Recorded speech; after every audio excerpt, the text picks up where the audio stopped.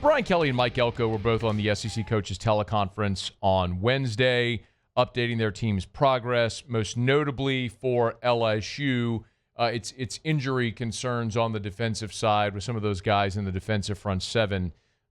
Remember, coming into this year, really one of the strengths of this team was the depth in the front seven, in particular because of what LSU was able to go add in the transfer portal. They signed 3 defensive ends in addition to having Gabe Relaford, so they had a 4-man rotation there. Well, you've already lost Gabe Relaford now for the season. Last week you didn't have Jamari Butler. So you saw Pyburn and Payton both on the field for more than 60 snaps. Instead of all those guys taking 30, 40 snaps each, you saw 2 guys have to take the lion's share of the snaps.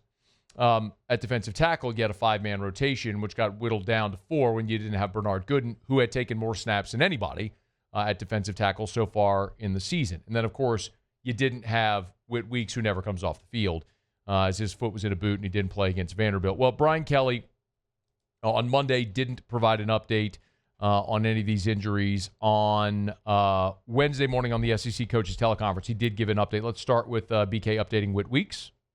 Whit is still non-weight bearing. He's in the boot, and we'll keep the boot on for him for another couple of days before we know what he can do. He's been doing some additional treatments, and he's feeling better, but we won't know on him until later in the week. I believe, based on conversations I've had, like the hand of God would have to reach down and touch Whit Weeks and heal him like Jesus healed the blind man for him to play this week. I just don't believe that that's realistic for him to be out there. I think ideally what they would like to see is Whit continue to heal through the bye week and try to get him ready for Bama if that's possible. I don't believe you're going to see Whit Weeks this week. And Brian Kelly just told you it's Wednesday. He's not weight bearing. He is not weight bearing. It's Wednesday. You think in 72 hours he's going to be playing a football game against Texas A&M? No, he's not. So prepare to see Devon Keys again. And if there is a positive, it's that Keys played last week. He played the full Florida game as well after Whit got ejected for targeting. And knowing Whit isn't going to be out there, like I believe they know he's not going to play. Whether they want to hold it and wait and see through let it play out to Saturday, whatever. They can spend this whole week getting Devon Keys all of the first-team reps ready to play. Maybe a little more optimistic on Bernard Gooden. Here's the update there. Gooden practiced yesterday. He didn't get involved in everything, but we wanted to bring him in slowly. So he got some individual, he got some team reps. The report this morning was that he felt good. So getting some reps throughout the week is good. If Bernard Gooden can give you anything, that's great. When you look at the defensive tackles and how those reps have sort of been divvied among the interior defensive linemen, Gooden, even after missing last week's game, has still played the most reps of any defensive tackle at 222. The only other defensive tackle with more than 200 reps is Don McKinley at 207. Jacobian Guillory, 191. Ahmad Bro at 180. So you would love to see Gooden available for something. For what it's worth, Buddy Mathis has given you 79 snaps so far on the season. So he's stepped up. And I thought, honestly, last week, Jacobian Guillory was outstanding against Vanderbilt. I thought he was great.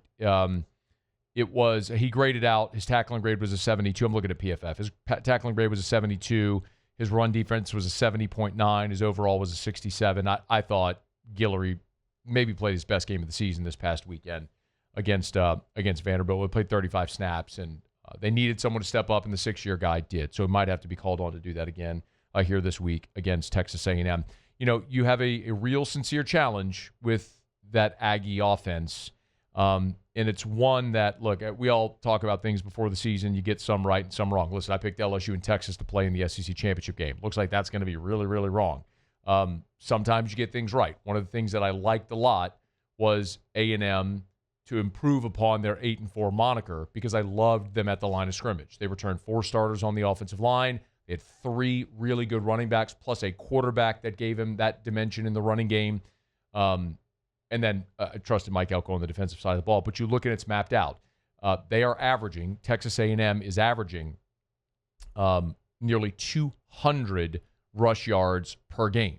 So they're at the exact numbers 196.7. They're 31st in the country in rushing offense. That is a team that is going to try to big boy you. And not having Le'Veon Moss is a big loss for them, but Reuben Owens is a former 5-star. And as we mentioned, by the way, they have E.J. Smith, Emmitt Smith's son, who will get 3 to 5 carries in the game. And then obviously Marcel Reed can help them in the running game as well. So they got options in that running game. And it's going to be on that LSU defensive front 7 to get out there and play big boy football 4 quarters in Tiger Stadium on Saturday night. We'll see how they do. Hey, thanks so much for watching. Please leave your comments. I love to interact. And be sure to hit the red subscribe button below.